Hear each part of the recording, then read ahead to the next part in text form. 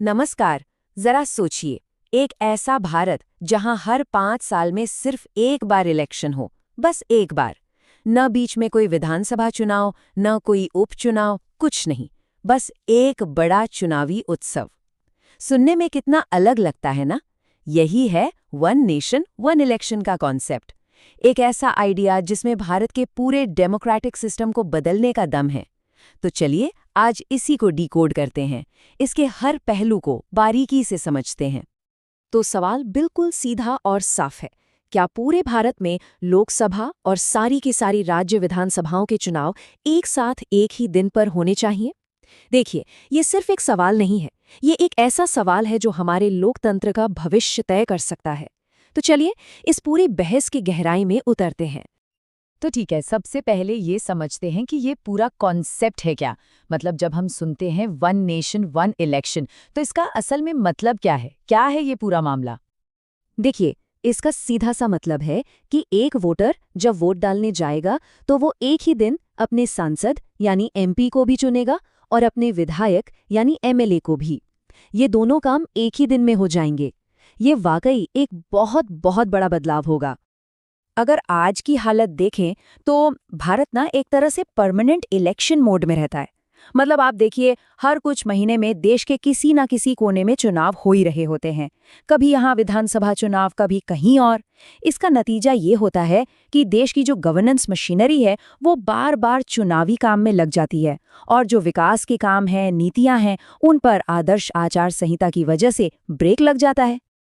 लेकिन एक मजेदार बात पता है, ये जो वन नेशन वन इलेक्शन का आइडिया है ना, ये कोई नया आइडिया नहीं है, बिल्कुल भी नहीं। सच तो ये है कि हम इतिहास के पन्नों को बस पलटकर वापस वहीं पहुंचने की बात कर रहे हैं जहां से हमने शुरुआत की थी। शायद ये सुनकर थोड़ी हैरानी हो, लेकिन आज़ादी के बाद भारत में पहले 4 आम चुनाव यानी 1952, 1957, 1962 और 1967, इन सभी में लोकसभा और राज्यों के चुनाव एक साथ ही हुए थे। जी हाँ, ये सिस्टम हमारे देश में पहले से ही था। तो सवाल उठता है कि ये जो सिलसिला चल रहा था, ये टूटा कैसे? हुआ ये कि 1960s के दशक के आखिर में देश में थोड़ी पॉलिटिकल उथल-पुथल हुई। कई राज्यों में सरकारें अपना 5 साल का कार्यकाल पूरा नहीं कर पाईं और विधानसभाएं समय से पहले ही भंग हो गईं। फिर कुछ समय बाद लोकसभा भी समय से पहले भंग हो गई।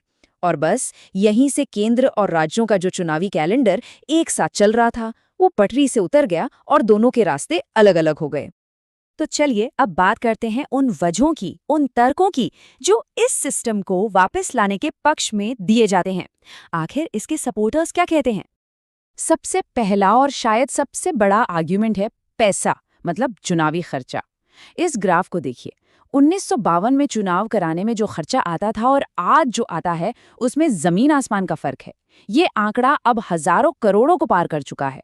तो जो लोग इसे सपोर्ट करते हैं, उनका कहना है कि अगर चुनाव एक साथ हों तो जनता का ये जो भारी भरकम पैसा है, ये बचेगा और इसे देश के विकास में लगाया जा सकेगा। तो मोटे तौर पर इसके 3 बड़े फायदे बताए जाते हैं। पहला तो वही जो हमने अभी देखा, पैसों की जबरदस्त बचत। दूसरा है गवर्नेंस में रुकावट का न होना। देखिए, जब बार बार चुनाव होते हैं तो मॉडल कोड ऑफ कंडक्ट यानी आदर्श आचार संहिता लग जाती है, और इसके चलते सरकारें कोई भी नई पॉलिसी या प्रोजेक्ट का ऐलान नहीं कर सकती।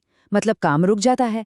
अगर एक ही चुनाव होगा तो सरकारों को काम करने के लिए बिना किसी रुकावट के पूरे 5 साल मिलेंगे। और तीसरा फायदा है एडमिनिस्ट्रेटिव और सिक्योरिटी फोर्सेस पर बोझ का कम होना। उन्हें बार बार इलेक्शन ड्यूटी पर नहीं लगना पड़ेगा। लेकिन जैसा कहते हैं ना, हर सिक्के के 2 पहलू होते हैं। तो अब तक हमने इसके फायदों की बात की। अब जरा उन चुनौतियों और चिंताओं को भी समझ लेते हैं जो इसके विरोध में रखी जाती हैं, क्योंकि एक बैलेंस्ड व्यू बहुत जरूरी है। जो सबसे बड़ी चिंता जताई जाती है वो ये है कि कहीं नेशनल मुद्दे रीजनल मुद्दों पर हावी ना हो जाएं। मतलब जब एक साथ चुनाव होंगे तो सारा फोकस राष्ट्रीय पार्टियों और उनके बड़े नेताओं पर होगा। ऐसे में ये हो सकता है कि वोटर उन्हीं से प्रभावित होकर केंद्र और राज्य दोनों जगह एक ही पार्टी को वोट दे दे, और इस चक्कर में जो असली स्थानीय मुद्दे हैं, जैसे किसी के इलाके की सड़क, पानी की समस्या या स्कूल की हालत, वो कहीं पीछे ना छूट जाएं। और इसी से जुड़ा एक और बड़ा सवाल उठता है, भारत के फेडरल स्ट्रक्चर यानी संघीय ढांचे का क्या होगा। जो लोग इसकी आलोचना करते हैं, उनका कहना है कि एक साथ चुनाव कराने से छोटी रीजनल पार्टियों को नुकसान होगा। क्यों? क्योंकि उनके पास नेशनल पार्टियों जितने रिसोर्सेज मतलब पैसा और मैन पावर नहीं होता, तो एक बड़े देशव्यापी चुनाव में उनके लिए मुकाबला करना बहुत मुश्किल हो जाएगा। इससे देश की जो पॉलिटिकल डाइवर्सिटी है वो कम हो सकती है। इन सब के अलावा एक बहुत बड़ी प्रैक्टिकल दिक्कत है और वो है संवैधानिक यानी कॉन्स्टिट्यूशनल अड़चनें। इस सिस्टम को लागू करने के लिए संविधान के कम से कम 5 आर्टिकल्स में बदलाव करना पड़ेगा, जैसे कि संसद और विधानसभाओं के कार्यकाल से जुड़े आर्टिकल्स। और संविधान में बदलाव के लिए एक बहुत बड़ी राजनीतिक सहमति चाहिए होती है, जो बनाना आज के दौर में बिल्कुल भी आसान काम नहीं है। तो इतनी सारी बातें पक्ष में और इतनी ही विपक्ष में, तो फिर आगे का रास्ता क्या है? अब आगे क्या होगा? चलिए देखते हैं कि इस पर जो हाल ही में एक बड़ी कमेटी बनी थी उसकी सिफारिशें क्या हैं। तो देखिए, हाल ही में हमारे पूर्व राष्ट्रपति श्री रामनाथ कोविंद जी की अध्यक्षता में एक हाई लेवल कमेटी बनाई गई थी और इस कमेटी ने वन नेशन वन इलेक्शन के प्रस्ताव को अपना समर्थन दे दिया है। लेकिन उन्होंने ये भी कहा है कि इसे एक झटके में लागू नहीं करना चाहिए, बल्कि धीरे धीरे एक फेज्ड मैनर में लागू किया जाए। कमेटी का सुझाव 2 स्टेप्स का है। स्टेप 1, पहले फेज में लोकसभा के साथ कुछ राज्यों की विधानसभाओं के चुनाव एक साथ करा लिए जाएं।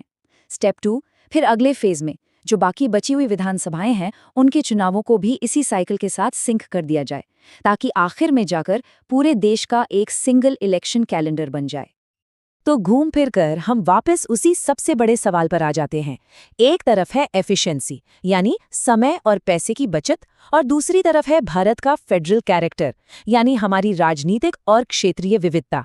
हमें इन दोनों में से किसे ज्यादा अहमियत देनी चाहिए, इस एक सवाल का जवाब ही ये तय करेगा कि वन नेशन वन इलेक्शन का भविष्य क्या होगा। वाकई सोचने वाला सवाल है।